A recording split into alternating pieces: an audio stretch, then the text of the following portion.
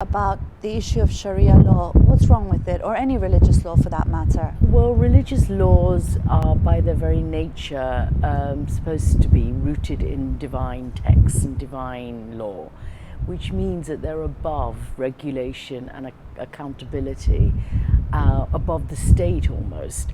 And so, in a sense, the problem with these laws is they're very discriminatory. They're very based in very discriminatory structures of systems, and so if you can't hold them to account because they're above and outside of the state, then it means that very vulnerable subgroups in societies that have very little power in terms of the state and control over their lives are going to feel excluded, discriminated against, and treated as second-class citizens, and worse. Around the world, wherever religious laws have operated, whether in communities or as part of the state, they have discriminated against minorities and women in particular.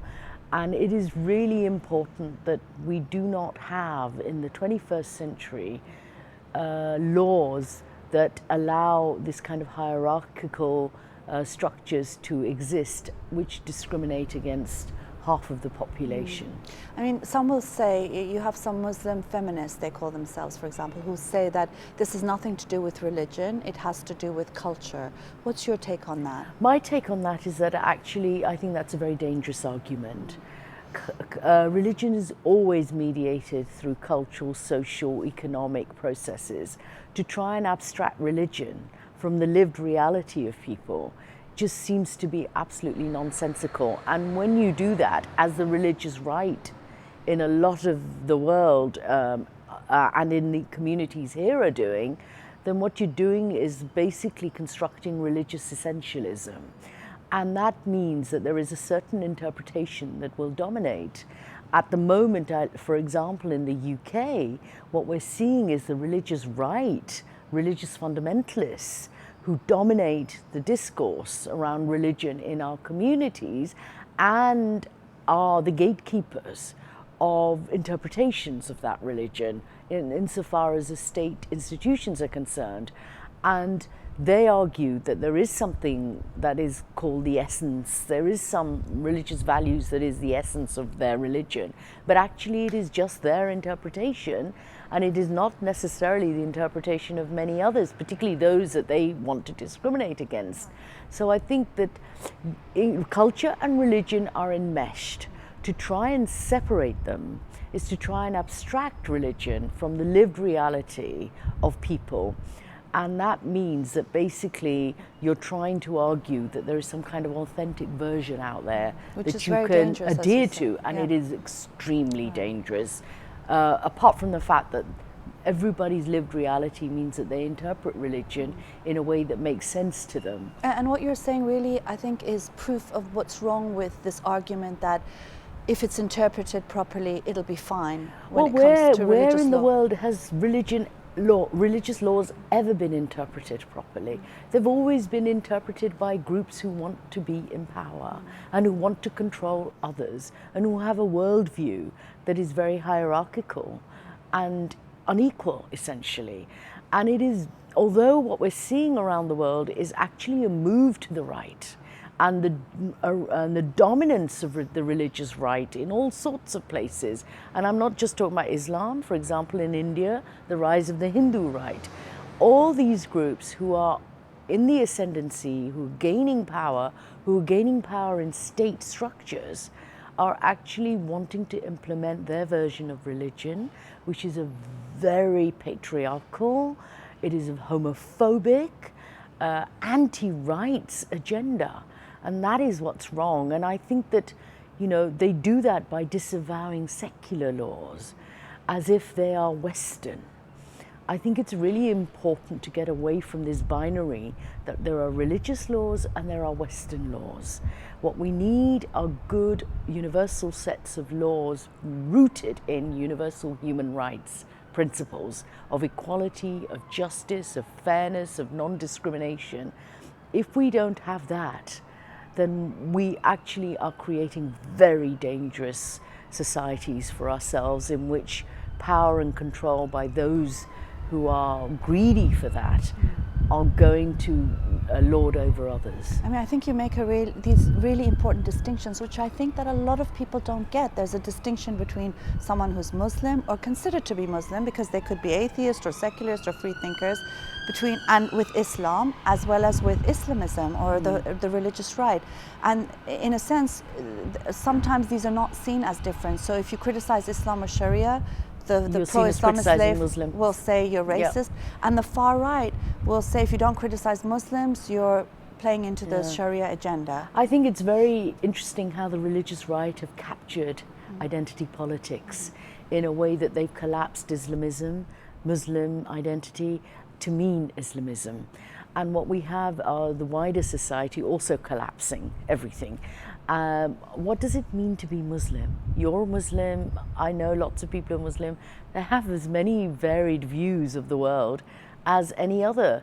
But the Islamic right, the Islamism, is a political project. These are people who use religion for political purposes. So it's in their interest to construct a Muslim identity that fits their worldview. But actually there are many, many Muslims who are opposing, who are struggling around the world for their human rights. They may see themselves as kind of progressive, as feminists, as human rights activists. They may see themselves as atheists, they may see themselves as secularists. By secularists, not anti-religion, but anti the political use of religion. So, you know, these are really important divisions that we've got to understand, that there is no unitary category called Muslim. It doesn't exist. It is a creation of Islamic political projects.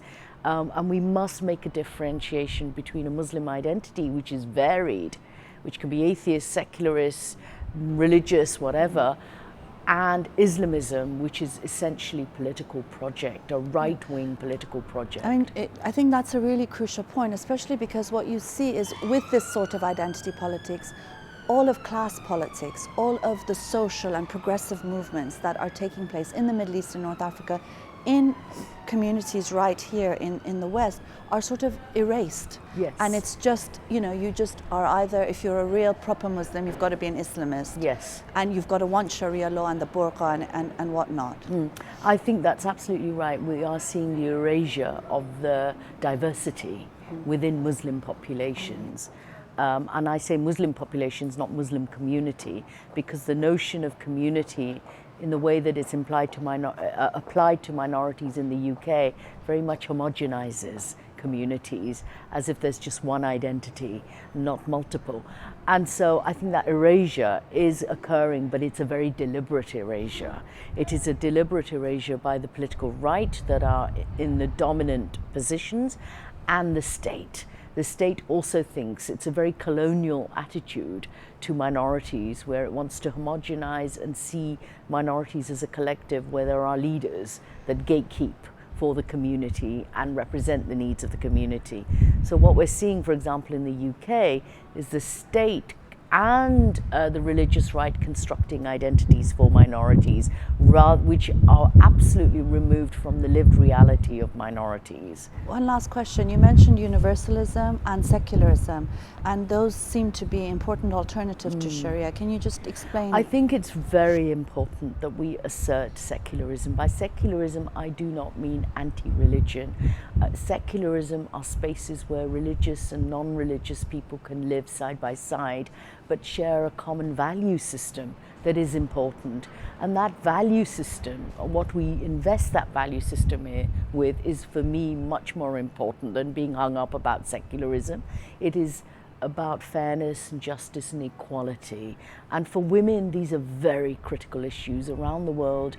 Anywhere where religion is in control, women are not equal. They are highly discriminated against. They are treated as less than human beings. So the universal value system we share within secular spaces is what for me is important.